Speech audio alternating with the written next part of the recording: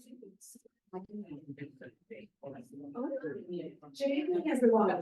Good evening. Good evening. Good evening. And welcome. My name is Caitlín Doherty. I'm the Executive Director here at the Museum of Contemporary Art. And it's my great pleasure to see so many of you here in person. And I know we're also welcoming a number online because this is a hybrid event. So welcome also to those of you who are sitting in the comfort of your sitting room, hopefully with a nice glass of something.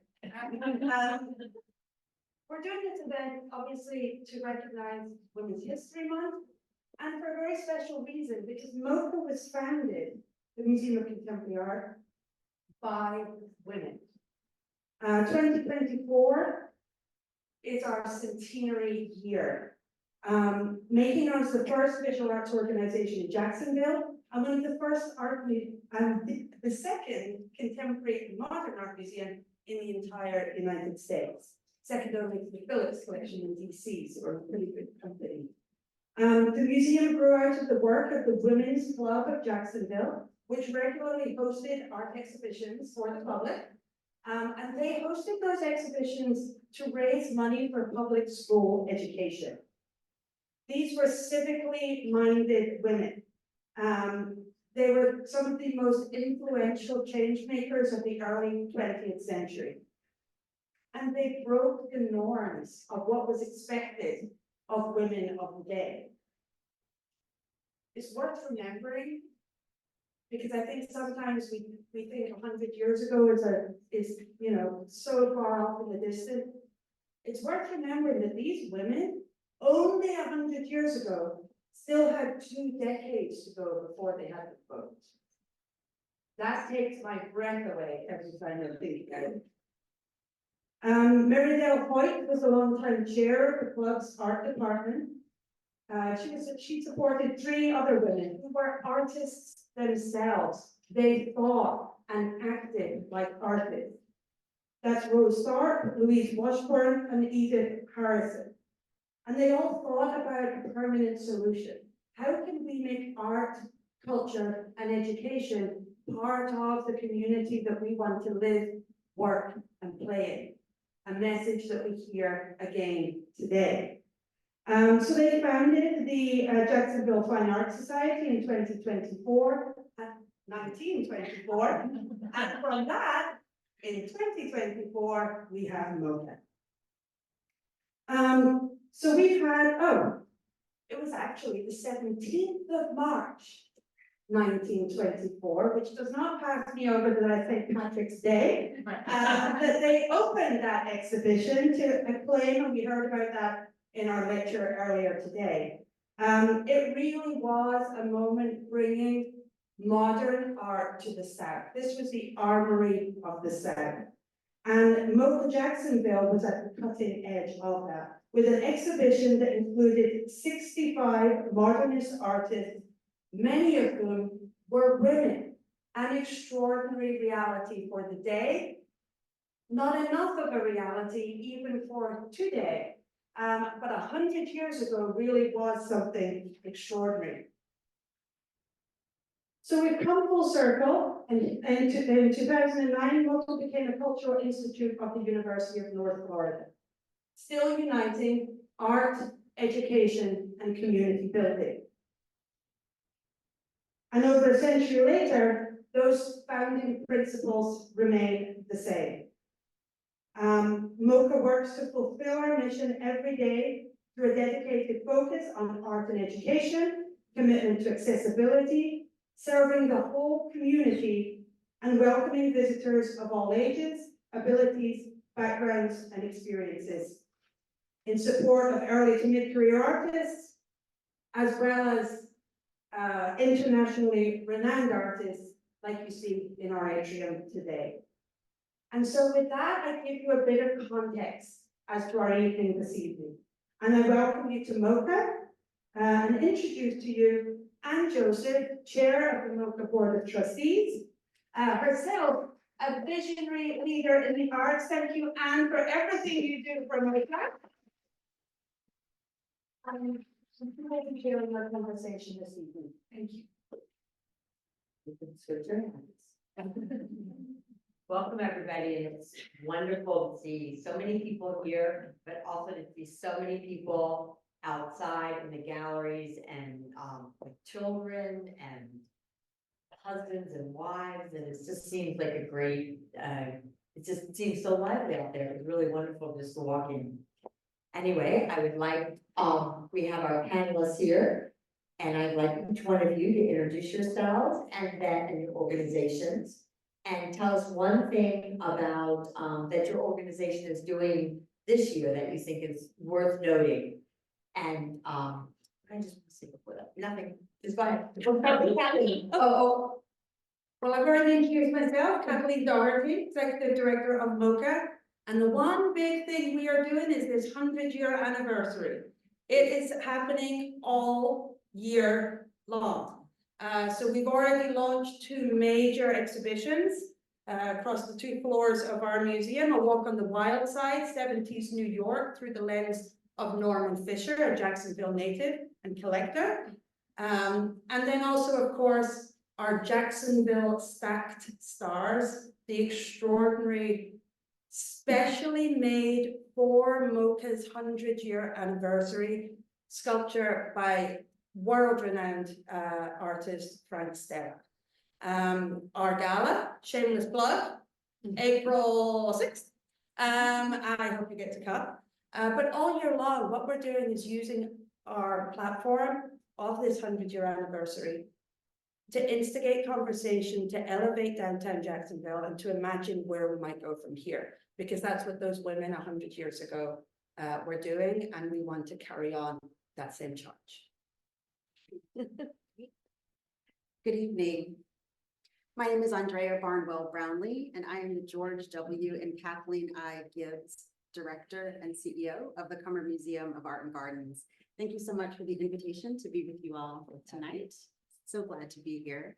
You know, when I think about the one thing we're excited about this year, it's really about cementing our extraordinary mission. We engage and we inspire through art, gardens, and education at the Cummer Museum. And we're in the midst of a very, very dynamic, bold strategic planning process.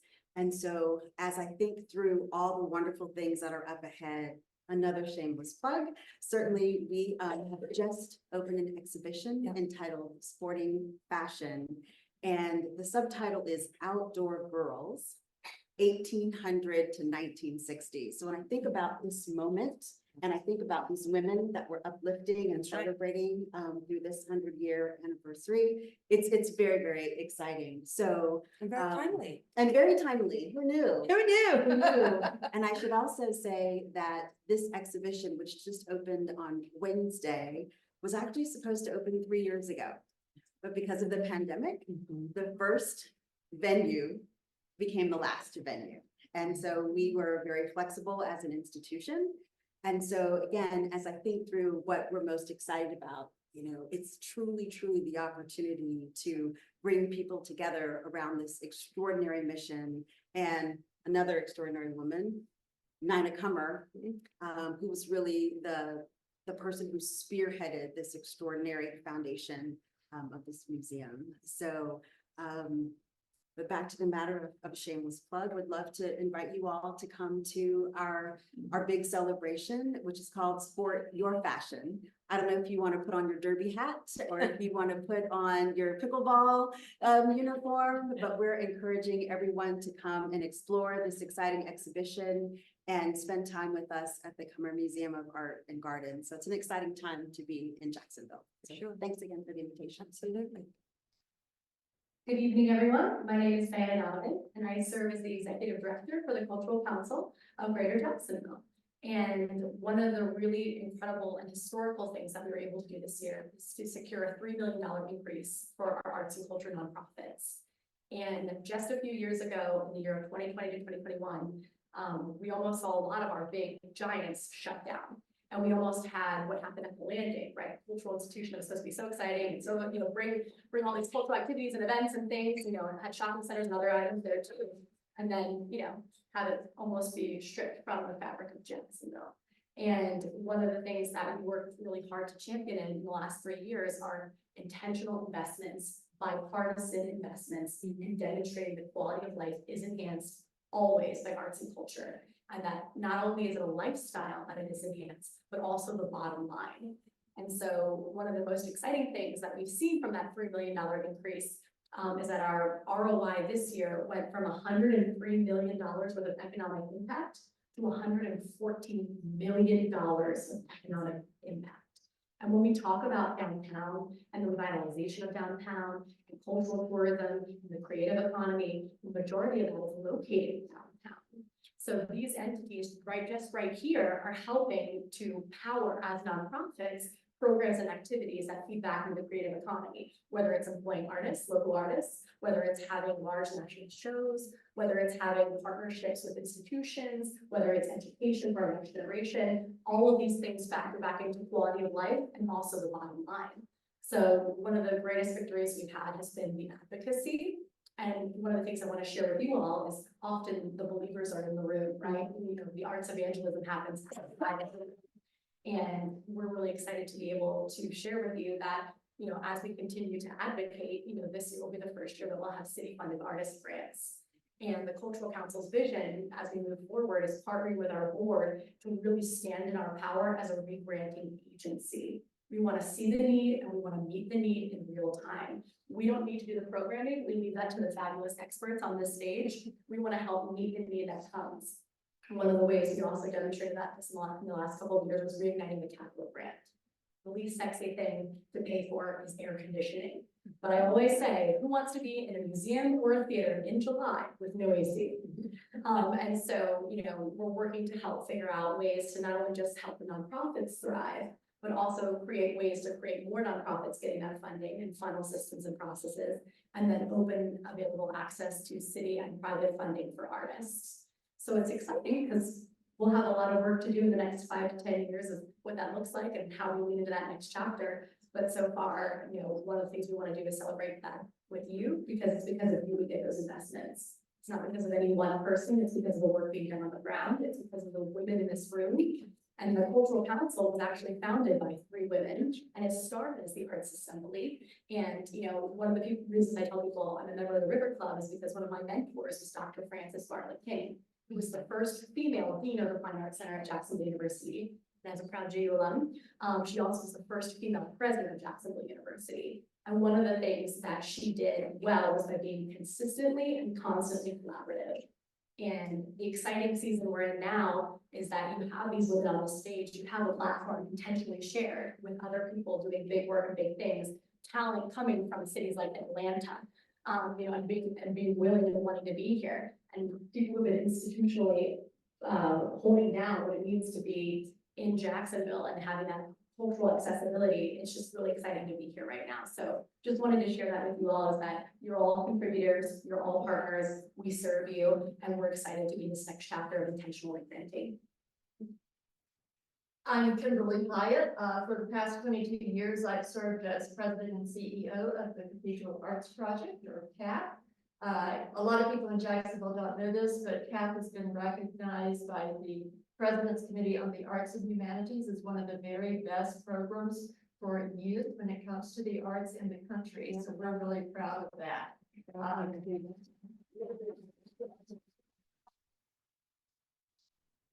At CAP, we are working for universal arts education, basically, so that every child can succeed, whether that's academically or socially or emotionally. We're doing so much. One thing I'll tell you about this year is our field trip initiative, which grew out of 2 pieces of research that we did.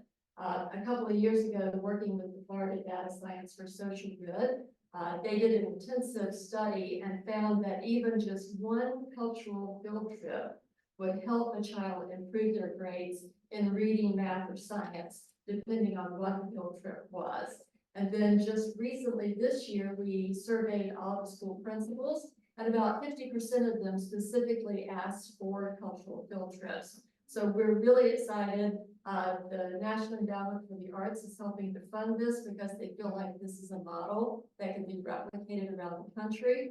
But we're working this summer to bring thousands of children to our cultural partners, including MOCA and the Hummer. Yep. As well as some other places. And we have Kennedy Center folks coming down next week for some pre-work at the Hummer. So really excited about that. And that was our introduction. Clearly, we have 4 women here who have a lot to say. But also, we have 4 women here who are visionaries and who think just long-term and large scale, and what they've accomplished. We are very fortunate tonight to have you guys. I know all of you, and you're all incredible human beings. So you guys, thank you for everything that you do for us. So my first question after my introduction was, as we are currently celebrating Women's History Month, who inspires you as a leader? Even, it can be some of the people who've come before you, or just people currently who really inspire a lot of what you guys do, because you are the face of what's changing in Jacksonville. And any of you can choose what you would like to answer that, just jump in there. Can I jump in and follow on from Kimberly? Because she was talking about her youth programs and making arts accessible to all. And, you know, you think about women's history, you look back, and of course there are people that have inspired you and continue to inspire you. And isn't it great that we have a female leader in City Hall right now? And, you know, we can see all of these things, but for me, and of course that's inspiring and important. And in the museum world, we see major shifts in terms, finally, of women taking directorship roles in major institutions. And that's a symbolic change that's happened even only in the last couple of years. But actually, for me, it's the voice of youth that is most inspiring. Because because I'm a mama with 2 babies, one 19 and one 15. And, you know, I think the voices that children have now are the most inspiring voices, the most hopeful voices, the most informed voices. And I think people like me and everyone else needs to learn, needs to listen, not just know that they're there, but hear those voices, because they're the most inspiration of all for me. We have the Teen Art Council here at MOCA, and I cannot tell you the energy, excitement, passion, but also vision and clarity of vision that those young people bring is breathtaking. So for me, it's the voice of youth that's most inspiring. And Kimberly, do you see this a lot? I mean, in the way art changes some of the children you guys work with in creating leadership roles? Oh, absolutely. I mean, that's what we're trying to do at CAP. Because we know that when kids realize that they have the power to create something, that completely changes the way they carry themselves. Whether it's in 5th grade or whether it's as they grow older. So I always get so frustrated because if I meet someone and tell them what we do, you can easily tell if they're thinking, oh, what a cute little program they're doing. But this is not about kids creating a piece of art to go on the refrigerator, which is nothing wrong with that. But this is just so much more profound. It's really about creating leaders. The arts help kids to find their voice and to use it for good. And so that's exactly what we're about. Andrea, did you have something? Yeah, I thought you were great. Sure. I'm always happy to jump in when we Feeling all you guys do. oh Always will. to jump in when it comes to really calling the names of people who have inspired me. And I too am inspired certainly by all of the kids, as well as the college students that continue to be in my orbit. And I had the great fortune of being at Spelman College for about 20 years at the Museum of Fine Art there. And the relationship that I had the privilege of building with those students, and you talk about them being visionary and them being insightful. I couldn't agree more. They're very, very clear. And so to have the opportunity to spend time with those individuals, many of whom have gone on to curatorial professions and gone on to get their PhDs in art history. And so it's a very, very exciting time whereby their clarity, their insights, and their desire to make a real difference in this field is so intoxicating and so exciting. And so when I see these students coming through MOCA tonight, and when I see them coming through the Comer on a regular basis, you just don't know what spark is going to ignite in them. And the next thing you know, they're saying, I saw the Frank Stella. And therefore, I know that I can be an artist of international acclaim and international renown. So they do have this clarity, and they do have this resilience, I think, that is so model. I could certainly go on, but I'll say in the spirit of, again, saying names and calling names, I want to call the name of my kindergarten teacher. Her name is Margaret Peterson, and she is still in Alexandria, Virginia. And when we talked 2 weeks ago, she was so very excited to just hear what's happening in my life and with the arts and those sorts of things. But I'd also be remiss if I did not call the name of Dr. Janetta B. Cole, who was really, really responsible for me being on this couch right now, because she said, you know, say yes, listen to this search committee, listen to them. So I say all that to say that from the young people that inspire us, right to the mentors that really keep our heads on straight, I just say thank you and call their names with great pleasure. Diane, I have a question for you, and that's just a discussion of just the current state of art and culture in Jacksonville right now. Because I feel like it's super exciting. I just feel like there's stuff going on everywhere, and people are getting excited about coming downtown.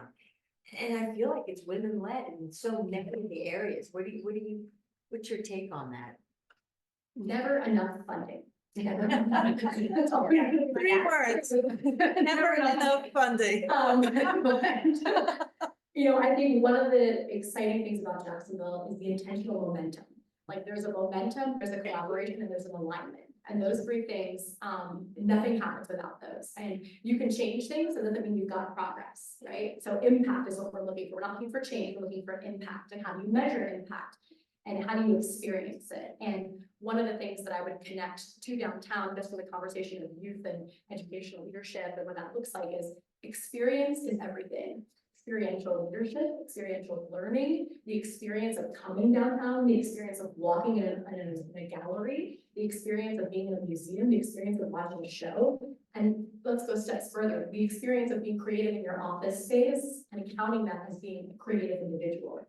You know, the experience of curating your walls and working with, space and place and time, like all of those things come together through, in a very intentional uplifting of experience. So when you are out in the community and you're downtown, I can tell you how great downtown is. I can tell you how much it's changing. I can tell you how wonderful it is. I can tell you all about the leaders, but it doesn't mean anything until you meet them. Until you sit down with the head of the Comer and you experience the kinds of exhibits she's brought, and you have that conversation with her.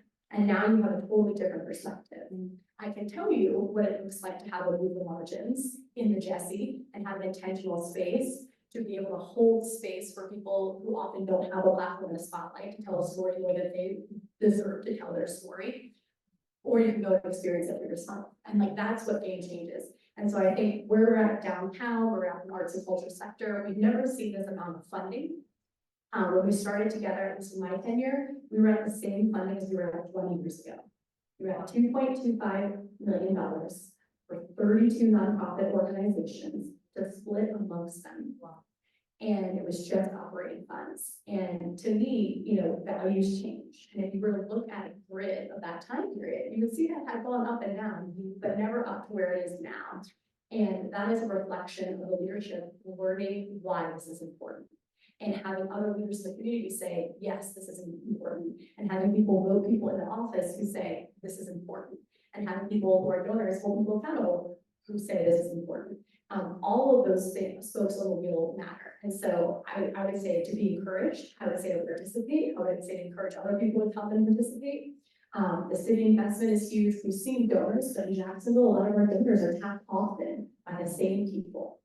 And that makes a scarcity mindset. So one of the things the Cultural Council has intentionally done in the past year is rebrand ourselves to more our culture. That's an abundance mindset. That means that if you benefit, I benefit, we benefit.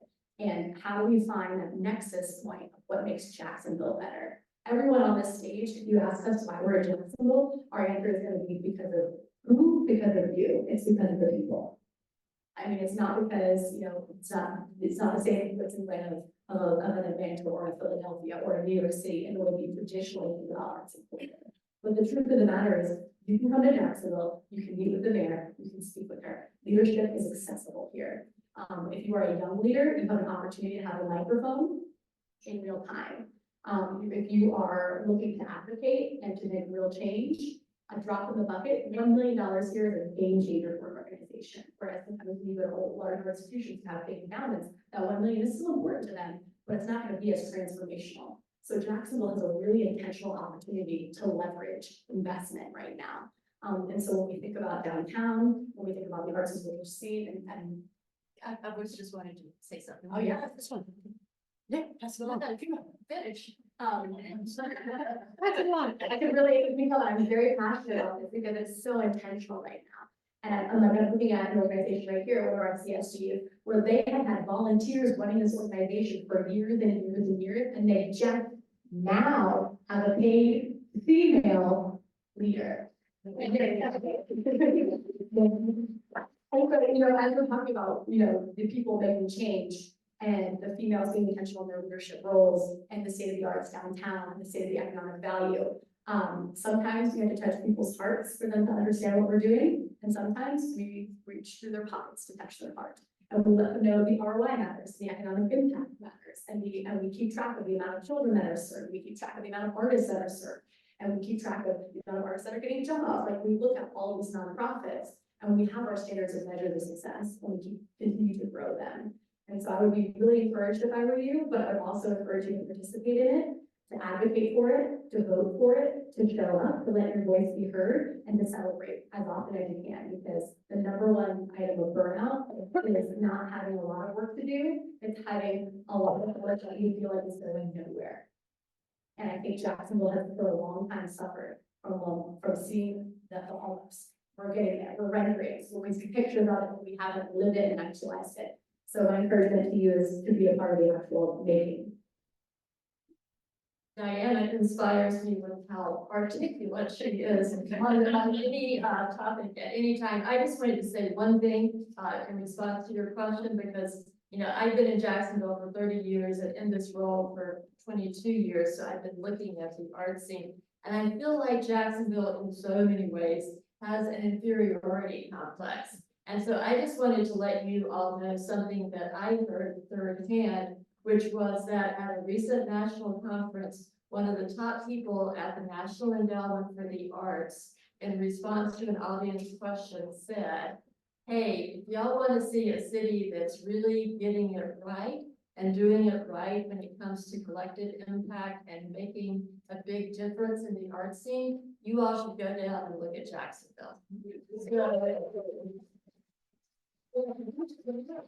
over this inferiority. Why can't we have good things in Jacksonville? That I hear all the time because other people would kill for what we have in the city. So I just wanted to add that to what you were saying. In the Northeast Florida region, we stood in the gap and did an actual economic impact study for all the nonprofits, Clay County, Nassau County, Duval County, et cetera. We partnered with St. John's.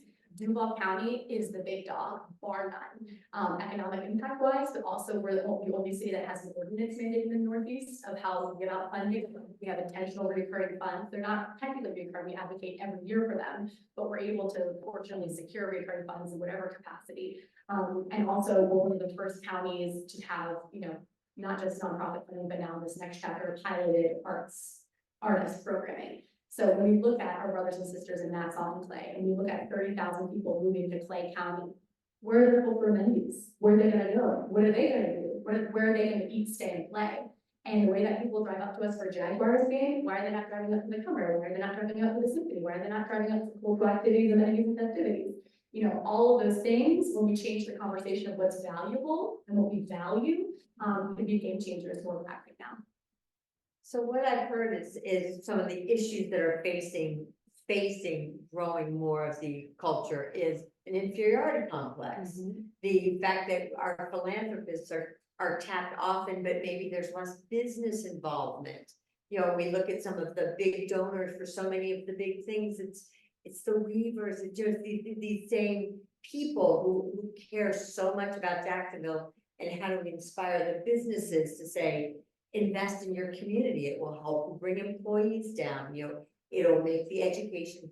So do you see other things that are, that really seem to be blocking the, us from growing, I think the point you made there about corporate partnership is important, because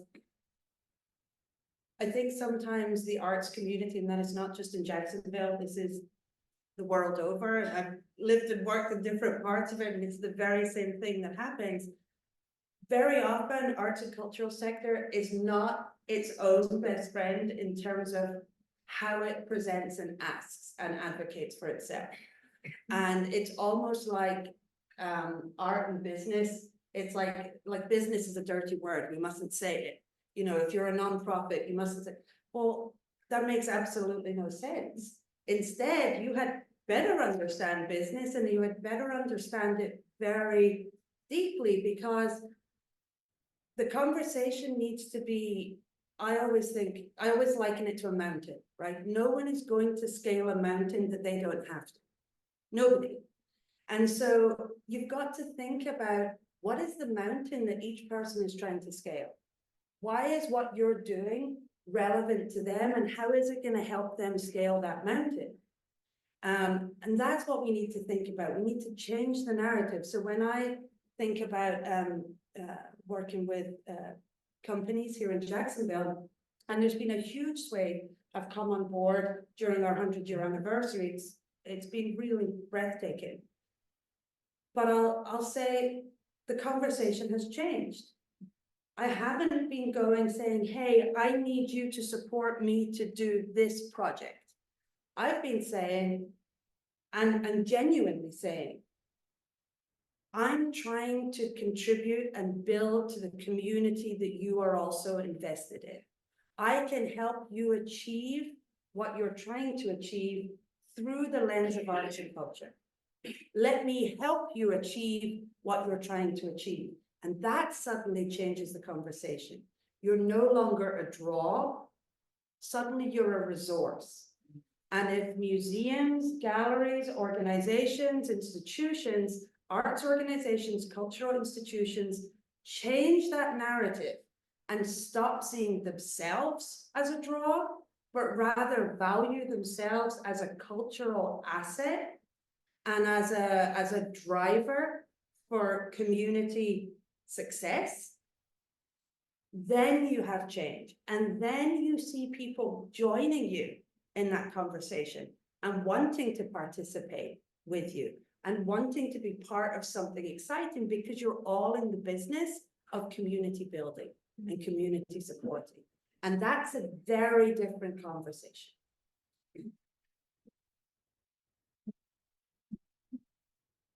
Andrea, what do you think, what do you think the community can do to have a positive impact too? I feel because you guys work so hard you are so passionate about this community.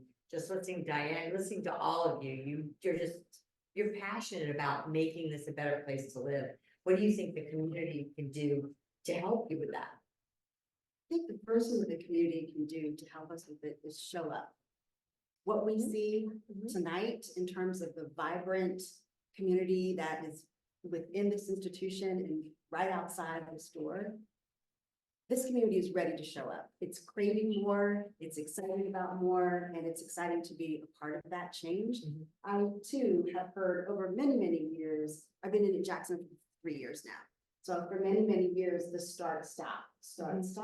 And so I feel like this is a really pivotal pivotal moment where all of our organizations are indeed sort of propelling this moment forward. So the first thing is to show up and to really echo what you were sharing, Kathleen. I agree with you about the business community because they want to show up in very, very real and deliberate ways as well. And we have to show them. So that's right. Let's make this a reciprocal relationship.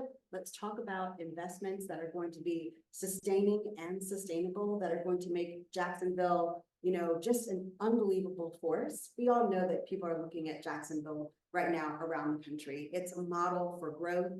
It's a model for so many different things.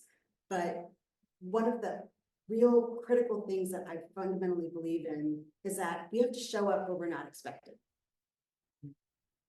The first thing that I did was say yes to being on 3 boards: Visit Jacksonville, FSCJ, and Jax Chamber, because I wanted to make sure that the comer was showing up in places where it traditionally, you know, perhaps hasn't, or show up in very deliberate ways. So making these relationships, showing how the investment really does matter and how it pays off in a reciprocal, mutually beneficial way over time. Do you know where one of the first places I showed up was, just to make you laugh, this is 7 years ago. One of the first places I showed up was at the then Comer Ball. So, and I was not expected, so it was genuinely, I agree with you. I agree with you. Yeah, show up. Kimberly, what do you think is unique? Is there something unique to the Cathedral Arts program that you feel is a challenge that maybe others don't have?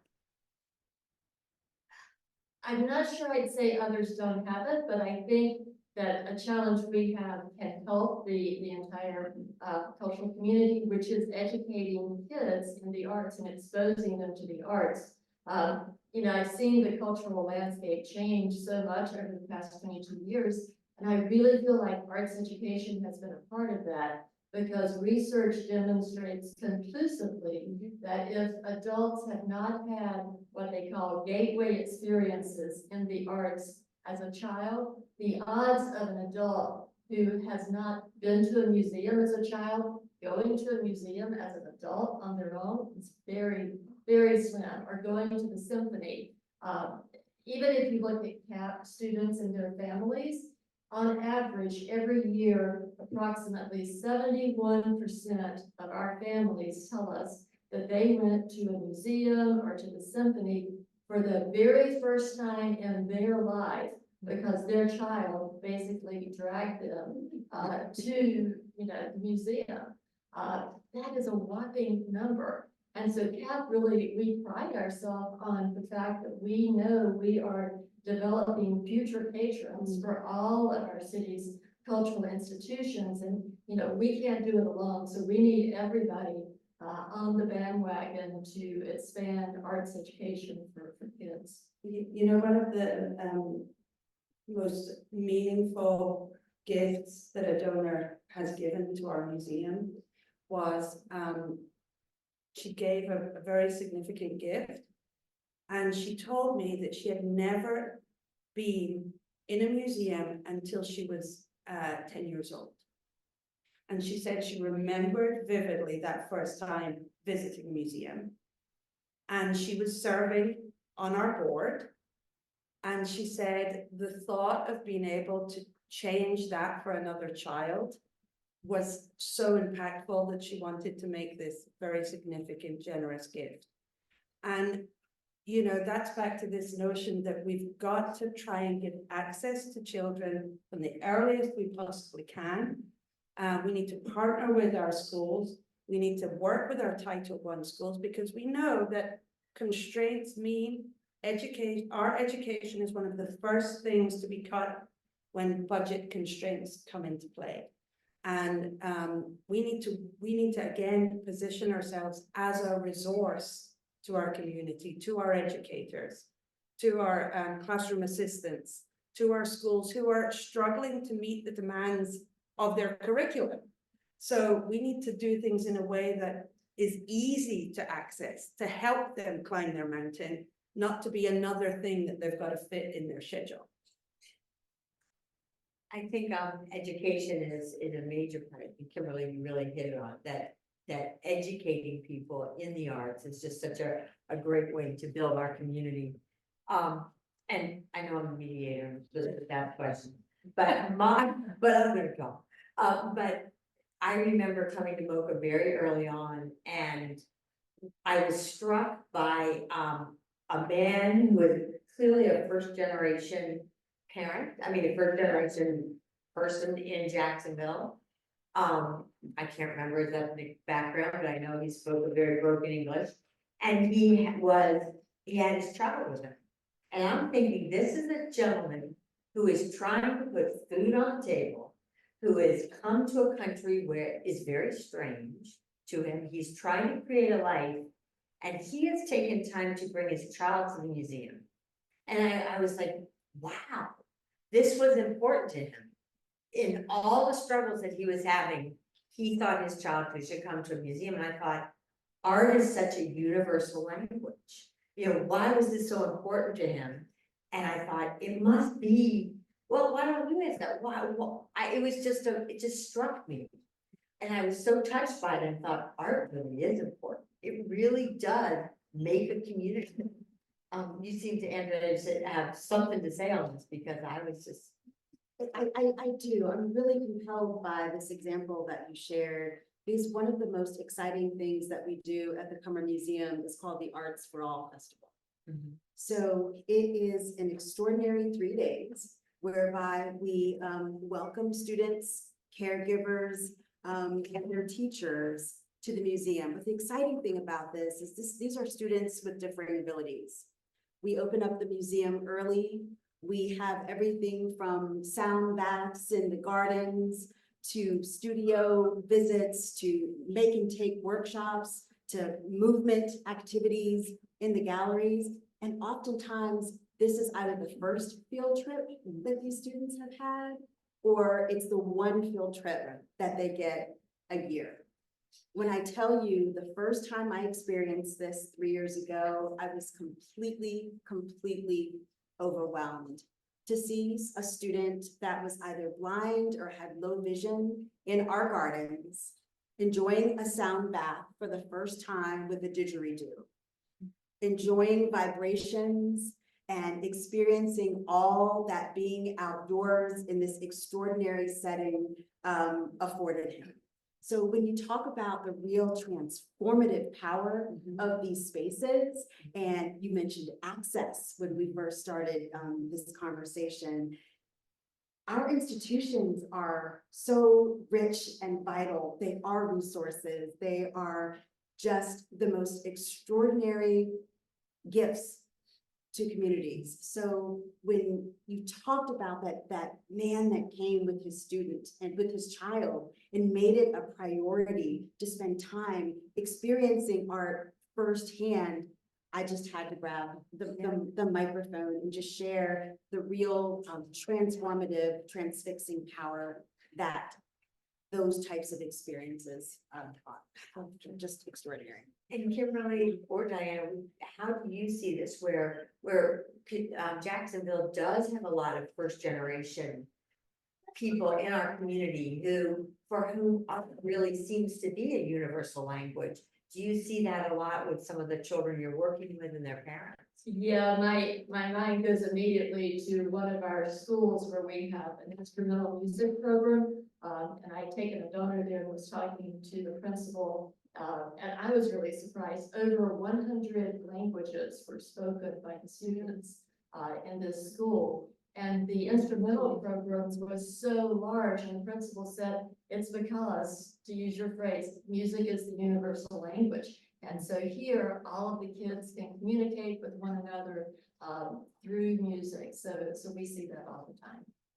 And Diana, how about a lot of your programs that you are funding and through the Cultural Council? Is this a focus on it? I think it's arts that heal and connect. There's never been a more important time to have hard conversations in this community, not just our city, but the nation. And we see that Jacksonville has had its own past and history that it's for the first time talking about from multiple perspectives. And I think that the arts lend itself to being able to carry conversations that we may not be ready to speak yet, or we may not have informed ourselves enough to speak yet.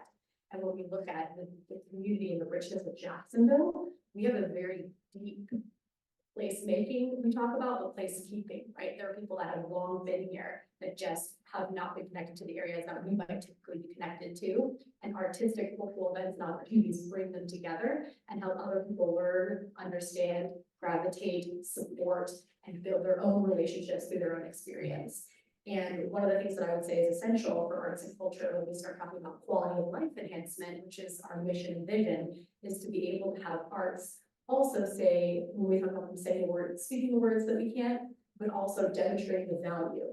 Like sometimes it's really hard to be able to say, you know, the arts transform this child's life, and then you go to the Performers Academy and you sit in the Florida Theater, was, you know, donated for that time to cultural service grantees with actual artists being paid on the stage to help teach these children, and a child who's gone through foster care multiple times, who hasn't spoken in over a year and sings for the first time on stage. That is real change. Yeah. And so when we measure where we are, where we're serving, and that impact, it's being able to see the front lines and those lives change that these organizations, and a lot of the organizations I saw James in here earlier represented by Aaron Kendrick, you know, there are a lot of different people who are on the front lines helping to change. And so I think that universal language through healing is something that we don't often lean into. Home is another CSG of ours that actually works with young female juveniles to help regain their identity through expressive word and poetry. Karen Rains is incredible, Love Rains is another incredible example of helping people find their identity through spoken word. And so these are just a few organizations that hit on the front lines, and they go into places and spaces where the arts may not be considered even relevant, let alone essential.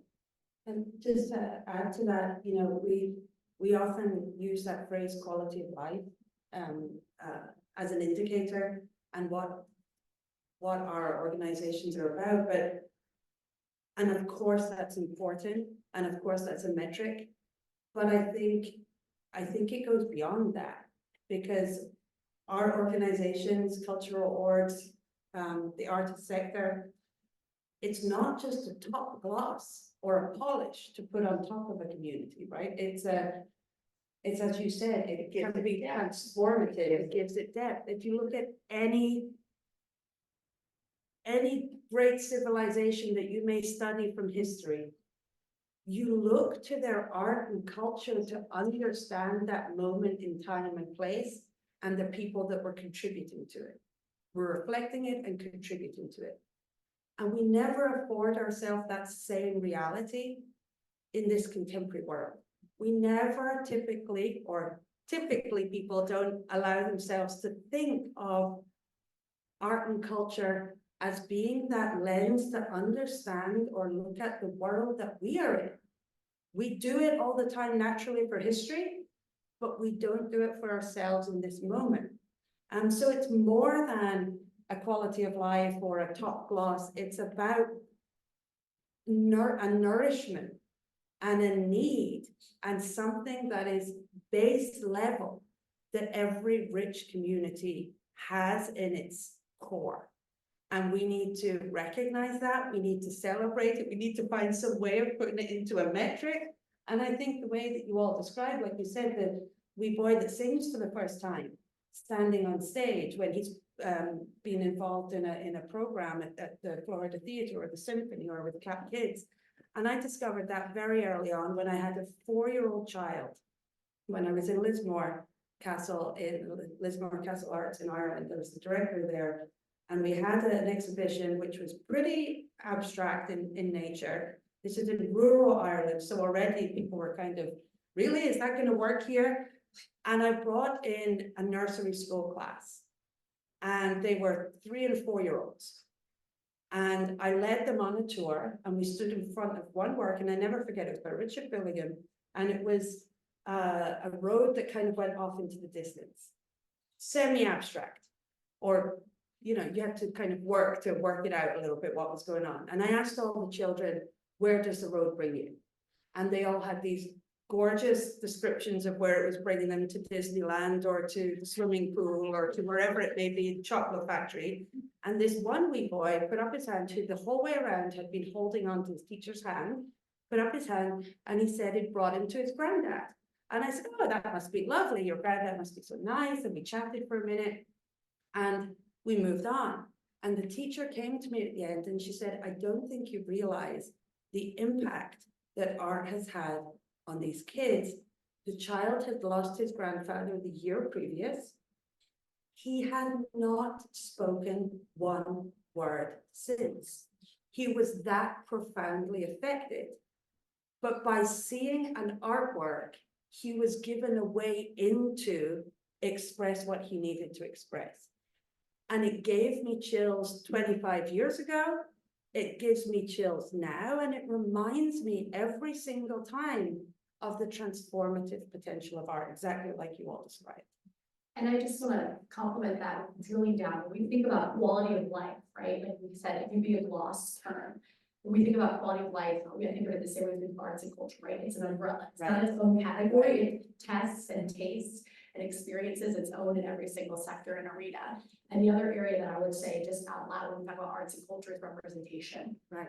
Two areas, the Cultural Council, the first year that we stepped in was looking at different partners in the community. And one of them was with the First Coast Hispanic Chamber of Commerce. And we worked with the president and then the principal of a DCPS school that had one of the largest dual language speaking students organizations in the city. And you were a nice example, so I'm going to write for your face. And so we were able to, in real time, select a local artist, have it funded by the Jacksonville Jaguars, a Latinx representative artist that came in, and while they were talking about what they wanted to paint, we're gonna do it outside for the public, right? Public art being public, being outside, being accessible. The conversation came because they were talking about how even though this school was kind of populated with dual language speakers, it was not, it was segregated. It was almost to their own sided section, and you did not have a lot of crossover. And so what we did was instead of putting it on the outside, we put it on the inside in the main hallway, the main traffic area where everybody walked through. And the Jaguars chose not to have a logo, not to have their names on it. There was a little wink of a Jaguar in the corner, but we also were able to put 5 different skin tones of what it looks like to be Hispanic and Latinx. And that was really intentional from the feedback from the community that was gathered to create that piece. And so when we talk about art hitting quality of life is knowing I belong here and I'm welcome with other people like me. And that was something that I think is intentional, that quality of life piece. And then the other one, to the great inspiring point, is that piece inspired a classmate of mine through a leadership Jacksonville experience through the Aldonas. And the Aldonas said, we were going to travel, we were going to do this great vacation, COVID, we had this funding, how do we repurpose it for the public art piece, because we want our people to be seen. The Filipino population is the 3rd largest population in Jacksonville. They have very deep roots here. They've been here for a very long time. And how much public art have you seen that actually represents the Filipino backgrounds? And so we wanted to be able to add a voice to that. And so one of the things the Cultural Council did was we went to a lot of places. I felt a little bit like Mary on the dog, knocking the doors. Like, hey, can we use your wall? Can we use this place? Can we use this place? And a lot of people were like, not available, we can't do it now. We got a lot of no's. And then we got the best yes we could have had, which was on the Jessie. And so we were able to select a local Filipino artist, which is Grace in the back. And it literally was she not only did this piece, she painted her family into the piece. And it's on one of the most trafficked streets in the city. And so for me, that was a powerful statement of what can happen when you have a quality of life and intentional placement. And it was so moving that we actually were able to sponsor through that funding a bike through Art Bikes Jax with Ron Rockford to have Grace paint a traditional Filipino, beautifully done, curated electric bike. So when people come to view Art Bike tours, they can ride this bike. And if Ron were here, he would tell you the story about how cultural tourism is ignited when you have people coming for public art tours. And they had a Filipino family come in that was thinking about moving to Jacksonville from Georgia. They were just outside the Savannah area, and they saw this bike and they were like, wait a minute, is there a significant population here? And I had just come from a meeting earlier today with the CEO of another Jewish serving foundation, and she was saying, yeah, a lot of times when I find people in my community, they say there's a large Jewish community in Jacksonville. And so when I hear those things, I hear representation matters for quality of life too. And so I just want to make sure, as we're drilling down to that term, people who use it often, we know what it means. Right. But people who don't Right. know, understand, and see, you don't understand until you hear it drilled down on a panel. Nourishment, it's So many things. So I just want to be able to share that in real time as we're drilling down to the impact of the language arts. And Kimberly, this takes back, I feel like we've just, our conversation here has really added depth to what you said in the beginning, which was the National Endowment of Arts saying Jacksonville is the place to look. Because all what you guys have all described are different ways that the arts have been embedded in the community, in which they've really not just glossy on the top. I mean, I'm coming thinking, oh, well, let's see art, you've painted some buildings, you've got some stuff outside, got some museums, and then you talked, we listened to Kimberly talk about how transformative it is, how the education and inducing these children makes such a difference in their lives, will make such a difference. And I'm beginning to understand what you guys are talking about and how it is just embedded in our community, and that we're doing such a good job at using arts in so many ways to make our community better. So thank you for that education. But I was gonna open it up to questions. If anybody in the audience had any questions for any of these wonderful women who are truly leaders in our community and doing wonderful things. I don't Sir? know if the question would be directed toward, but, you know, we were talking about the narrative of kind of that inferior complex. And I grew up in Jacksonville, so I can understand that when it came back. And for the last 3 years, you know, we pretty much made every art walk, and felt completely safe here. I know there's a police presence, but at the same time, my wife worked right near here for a year and a half. We felt safe. We're at Riverside. We go to Comer almost every week during the summer when all this great kid stuff is going on. We have 3 kids and we want to expose them to the arts. And we're actually in Riverside 2 Saturdays every month, feel completely safe. I'm kind of like recently been wondering if part of the issue of showing the spotlight on what's going on down here. I'm wondering if it's not just that one narrative. I had jury duty recently, and I got in an argument at 4 o'clock in the afternoon with a JXO officer that was escorting me out, and I wanted to walk 0.4 miles down to a restaurant right here at Janesville, and he had some stats. He was like, "That's the worst place you could go, and they're there all the time." And I just want to meet my wife down there. And if he's putting that out there, my question is that something that you're aware of, that this sort of I don't want to say propaganda, but this sort of message is being out there, and is there anything we're doing to address that? By the way, I want to mention downtown. Yeah. Totally agree. So it's like I was arguing with him because it's like downtown is great. Like this is where it's going on, but anyway, Trying to really champion. do what? I said, thank you for being a champion. First and foremost. I was just gonna take you to repeat the questions. I think we're on Zoom and then that, and I'm not sure everybody will be able to hear it on Zoom. So to summarize the question, and you can correct me if you want me to add anything, is essentially we have someone who's an incredible arts patron who has been downtown often in many places and spaces, and was talking to another person, representative of downtown, and said, hey, I want to go to this place, I want to go to this area. And their immediate response was, it's unsafe, it's not good, it's not well, and talked about more of an antiquated perception of downtown.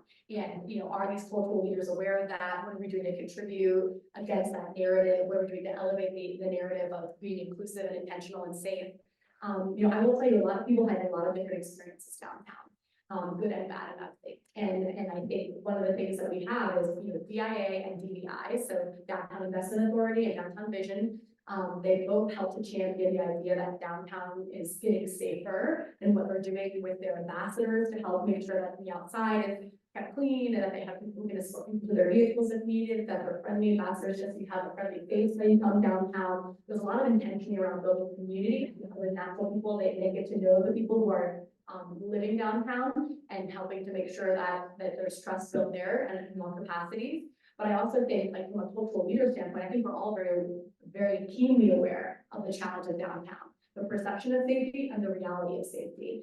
And I think the cultural institutions may have more to say about this, of how eventually they have over security, or they have well lit areas. Public art helps increase safety, especially things that are lit and drawers of light, when you're bringing literal light into dark spaces.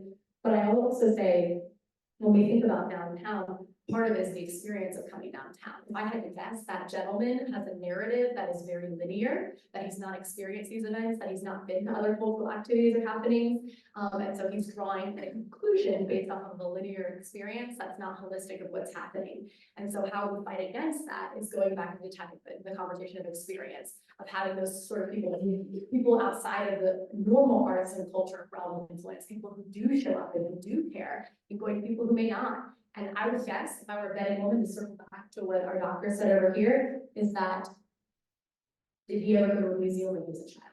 Did he have arts education? Was he ever taught to value it? And I think that that's a beautiful example of someone, of two very different people with very different values, and how hard it is to help coach and teach a value later in life. And so I just wanted to speak to that part of it too, because it felt like it tied back to the earlier conversation. And I agree with everything that Diana said. I would add to that the for me, the key thing is about activation, right? I always use the example, if you walk down the Royal Mile in Edinburgh, and some of you may have visited there, you're not going to come away from your experience walking down the Royal Mile in Edinburgh saying, oh, there's a lot of crime. Oh, there's a lot of homeless people. Oh, there's a lot of drug addicts. That's not going to be your takeaway. You're going to take away, you've had a wonderful, rich, vibrant cultural experience. Well, that's my stomping ground, as it were. And I know that there are several treatment centers very close to the Royal Mile. I know the statistics on numbers in terms of homelessness and the challenges that there may have been at different points, but the space is activated. So for every one challenge, there may be thousands milling around, having a great time, experiencing art and culture. And so I think what the role of our organizations is we're charged with activating this space. We're charged with doing like we do tonight, having things going on, having excitement, having events, having reasons for people to be here. And reasons for people to be here in a way that they feel comfortable, as you described, that they feel excited, and in that they want to come back again. And to add to that, the fact that there's increasing university presence downtown. So MOCA is a cultural institute of the University of North Florida. We are UNF's footprint downtown. We bring thousands of students to this urban core every year. And what we spoke about earlier is that students are vibrant. They're curious. They're excited. They bring an energy and a vitality to a downtown area. And with the other universities also having their presence here and that growing, that can only help to bring the vibe of downtown on and on and on. And so it continues to grow, that momentum continues to grow. So through activation, presence, and as you said, advocacy, showing up. It gets back to what you were saying, because you're right, it's all about just people coming downtown. And If I had that argument over again, I would have been like, you haven't been down there since it's been activated. He's right, because he has his own mindset for one good. And the irony is that our executive director of JWJ is right in the back with you. So I think you just found one of your best ambassadors. Yeah.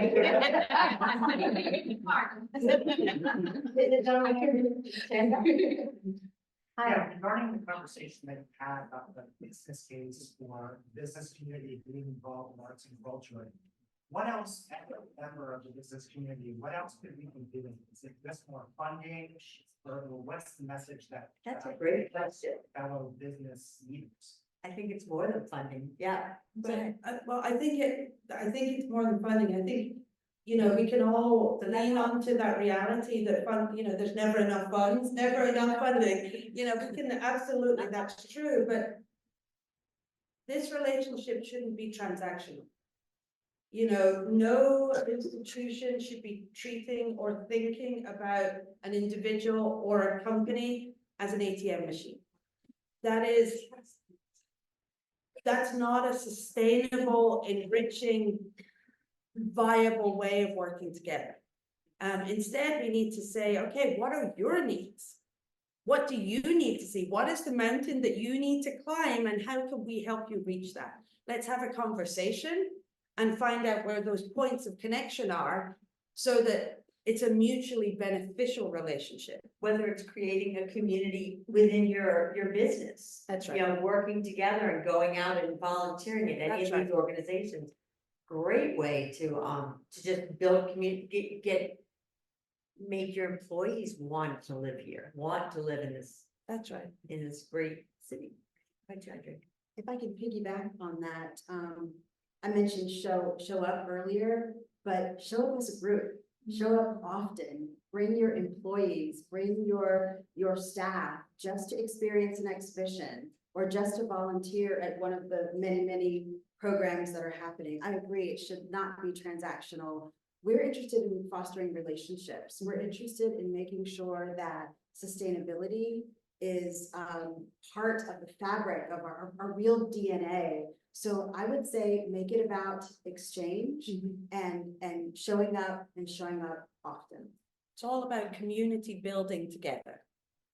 And I would also say, you know, when we talk about funding, unrestricted funds are very powerful. And oftentimes I find that different areas, as you build that relationship, you build that trust, that you know that what is the nexus point between funding and need, and helping to build that relationship of trust with corporate entities to say, like, here's the demonstrated need, here's data-driven need. You know, like one of the areas we were able to champion for capital grant funding, which is a grant match 1-for-1, was to say to our CSGs, hey, how many of you said that you would have need? 99.9% came back and said, we need that money tomorrow. And we were like, now we know that we have a need, so we can demonstrate back to the donor, here's the nexus point of need, where's the funding, and how do we always have public-private partnerships at that day. So I also wanted to say a lot for the group, as you're partnering or you're working with people, unrestricted funding is critical, because that's how you fund innovation in the next chapter. And, you know, the business side of this will not function, it does not function without them. And I love the idea when we talk about groups like ViStar coming into play. Everyone says, oh yeah, ViStar is so great, it's so good. That can be, you know, PNC does a lot too, but that can be XYZ organization tomorrow, right? You could take your group or your business and say, I want 5 people in my company who may have never been to a museum before, they have never been to James Johnson Park, or they have never been XYZ, and I want them to come and experience that. Because you never know what patrons may even come from that, or donors may come from that exposure, and what artists may be able to meet. One of the things that we were able to do during COVID was Artsy Shop.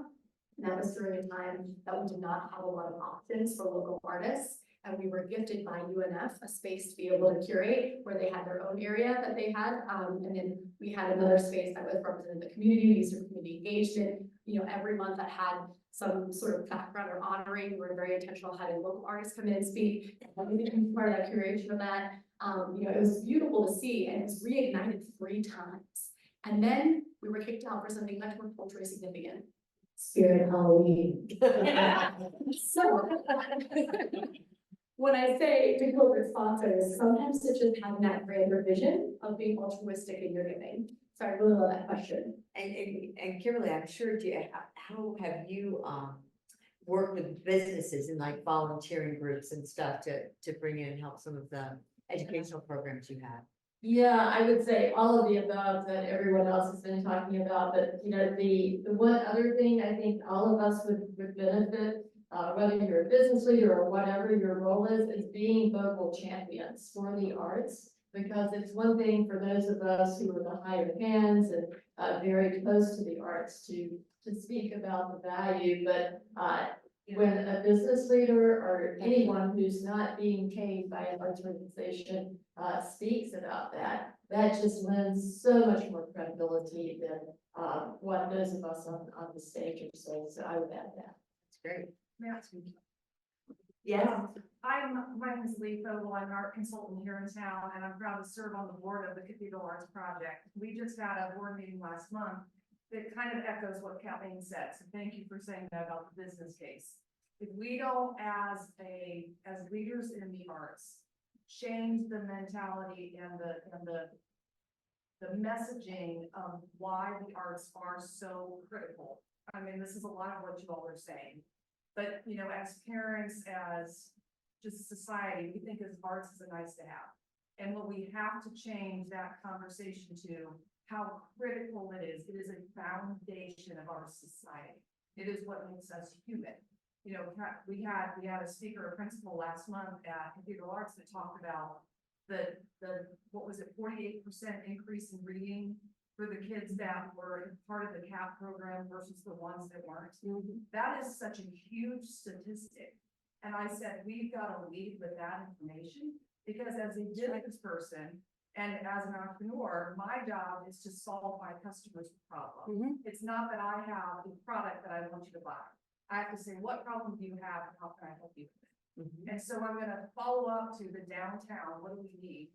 We need cultural organizations, we need activation, we need business, and we need people to see that all of that is core. And I go on to, you know, JU has just started their STEAM Institute, STEAM, the arts are the pinnacle of STEM. The arts are what has set the United States apart and why we are a leader in STEAM, because we think creativity. That's not taught in Japan and Germany like it's taught here.